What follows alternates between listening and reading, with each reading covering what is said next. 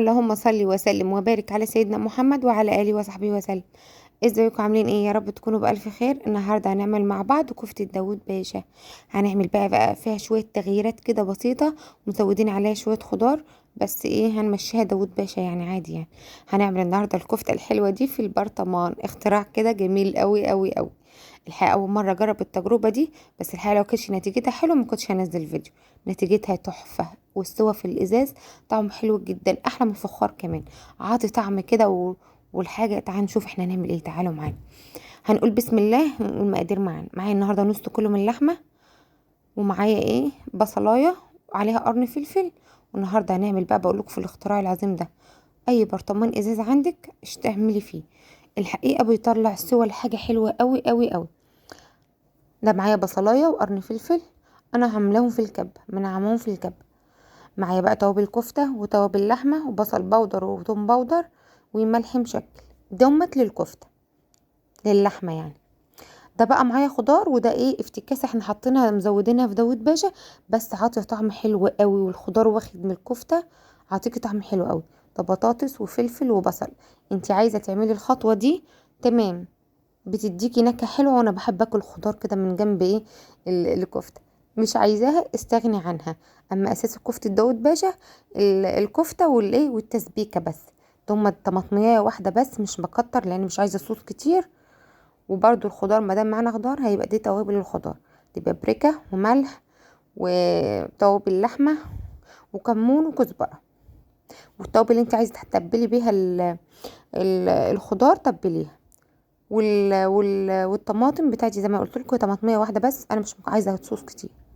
هنقول بسم الله، واي حاجه نبدا كده نقول بسم الله ونبدا. حطيت التوابل، هبدا كده اعصر البصله والفلفل عشان مبقاش فيها ميه كتير وتخلي الكفته بتاعتك تفك. يعني مش لازم تعصروهم قوي، بس ايه الخطوه دي مهمه كده. ابداي اعصري كده على قد ما تقدري، ونزلي الميه اللي فيهم اهو. الميه دي بقى احنا هنحتاجها دلوقتي اهو، زي ما انتم شايفين كده. خلصت كده عصرتهم وشلت كل كده ايه البصل، وحطيت بقى التوابل بتاعتي. اهم حاجة بقى في الكفتة انا هشتغل بايدي ان احنا نعجنها كويس جدا، عشان الانسجة بتاعت اللحمة كلها تتداخل في بعضها. فانا هبدأ بقى اعجن كل حاجة كده ايه بايدي. عجنتها كده بايدي على السريع، وهزود عليها برضو اضافة نسيت اقول لكم في المكونات، اللي هي معلقة كبيرة من البقسماط، برضو عشان الكفتة بتاعتك ما تفكش معاكي، وبرضو ما بتبانش خالص، وبتبقى حلوة قوي. هعجنها برضو كويس لحد ما البقسماط يختفى، هي كده ايه تمام جاهزه معايا. هجيب برضو الخضار بتاعي اهو، هتبله عشان كل حاجه عندك تبقى متبله وهتشكي طعم وفيها ملح اهو. حطيت كده التوابل على الخضار وبدات كده اقلبهم اهو زي ما انتم شايفين كده. كل حاجه بقى تتدخل من بعضها كده من تحت وفوق. انت زي ما قلت لك، حابه تحطي خضار حطي، احب تحطي كميه اقل من كده حطي. اما انا بحب اول خضار بيبقى جنبها، ده بتاكل بيبقى جميل. بالذات بقى في الاختراع في البرطمان هتلاقي كل حاجه واخده من بعضها. الصلصه بقى هحط عليها كده الطماطم، هحط عليها معلقه من الصلصه عشان بس ايه تبقى حمرا شويه، وهحط عليها برضو ملح عشان تبقى هي كمان متبهره. وانا فارمه الطماطم دي حاطه فص ثوم بس واحد اهو زي ما بقول لكم كده. شوفوا الصلصه بس ادتها حمار شويه، وانا هحط بس شويه من الملح عشان ايه تظبط ملحها، يبقى كل حاجه متظبطه اهو. كل حاجه دلوقتي فيها ملحها ومتظبطه وتمام.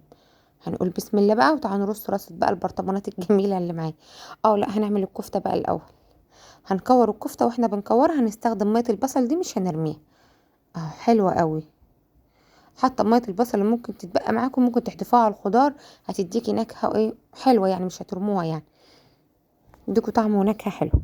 هقعد بقى اكور كده الكفتة كلها كده، كل واحدة بعملها احط ايدي في مية البصل واغلفها بيها، تدي طعم حلو قوي اهو زي ما انتم شايفين كده. اعمليها بقى بالحجم اللي انت تحبيه، والحجم ده حلو كده ومناسب قوي.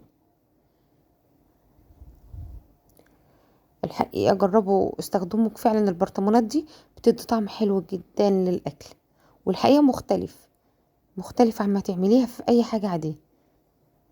طبعا متعارف كفتة داوود باشا بتبقى الصوص بس زي ما قلت لكم، وبتتحمر كده على النار. فاحنا هنستغنى طبعا عن الخطوات دي، وهنعملها بتركات تانية جديدة جدا، لان احنا هنسويها النهاردة في البرطمان. الب- البطرمان مش عارفة. المهم، اهو هحطيت بقى الخضار واحط الكفتة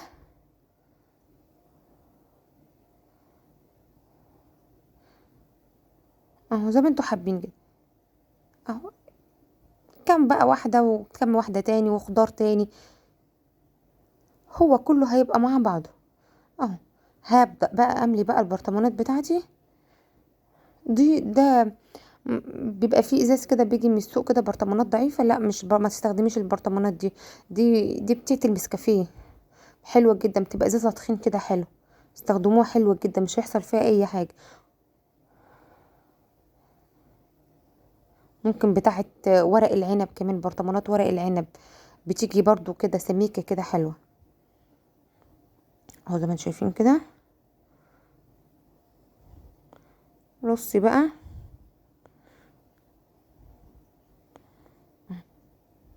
ما دي نازلة من الخضار انا حطيتها عليها بالمعلقة بقى كده. هبدأ احط في كل ايه، في كل واحد شوية كده من الصلصة اللي انا مجهزاها. انا طبعا مش عايزة الصوص يبقى كتير، وهي هتطلع انا هنشفها خالص في الفرن يعني.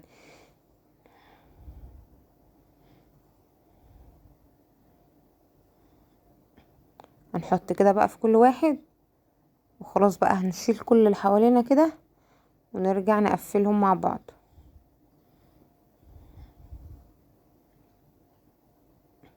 بالشكل ده. خلاص اهو مجهزين اهو، شكلهم حلو قوي، والحقيقة الطعم مختلف تمام، والخضار بيبقى طعمه حلو جدا. شايفين شكلهم حلو ازاي.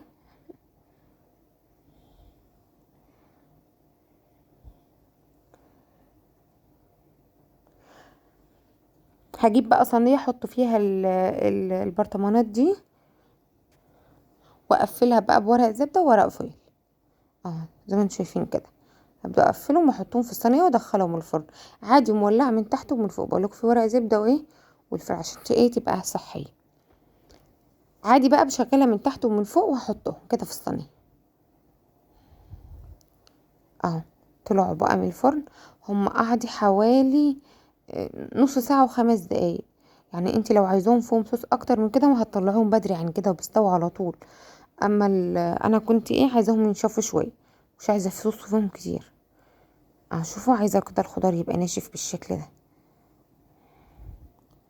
فانا ايه حبيت شوف والله لسه طالعين من الفرن. اولا خلي بالك ما تطلعيش البايركس ما تطلعيش الازاز وتحطيه كده على الرخام على طول، يعني ما تشيلوش من الصينيه، عشان الحاجات دي عامله زي البايركس، اول ما تطلعيها وتحطها كده على الرخام ممكن تفرقع منك لا قدر الله ولا حاجه. فخلي بالك من النقط دي. فبالراحه كده وسيبوهم بالصينيه بتاعتهم وطلعيه.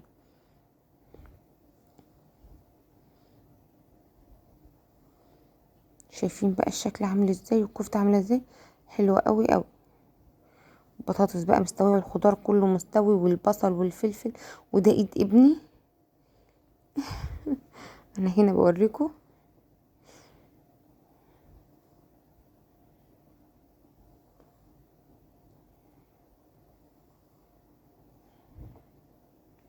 كانوا حلوة قوي وتجربة جميلة جدا، والحقيقة اتبسطت منها وهجربها تاني في حاجات كتير قوي قوي قوي.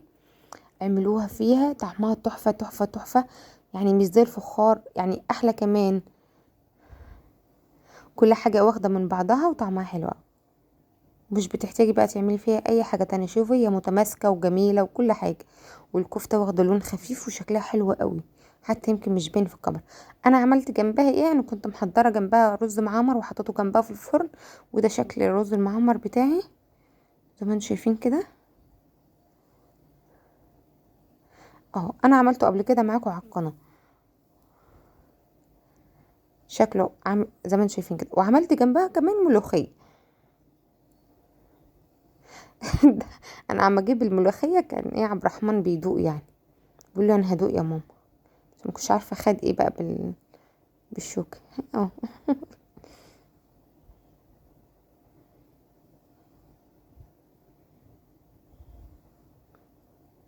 زي ما انتم شايفين شكلها حلو ازاي وعامل ازاي، ما شاء الله كانت طالعه جميله. والله الخضار اللي حواليا ده كان احلى كمان، كان حلو جدا، واخد من طعم الكفته وحلو جدا. جبت بقى العظمه بقى بتاعتنا الملوخيه الجميله بقى، وده كان غدانا النهارده.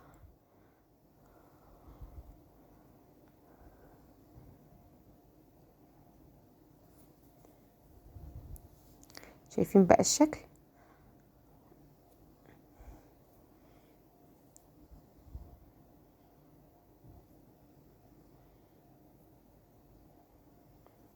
تجربه جميله، جربوها حلوه جدا، اكل طالع جميل ما شاء الله عليه، والخضار طالع مستوي والكفته مستويه، وحاجه ما شاء الله عليها جميله جدا قوي.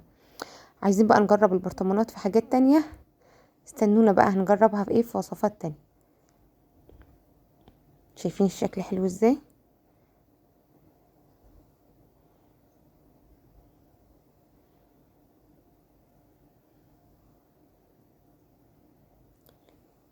لو الفيديو عجبكم ما تنسوش اللايك وما تنسوش الاشتراك في القناة حبايبي. اترككم في رعاية الله، والسلام عليكم ورحمة الله وبركاته.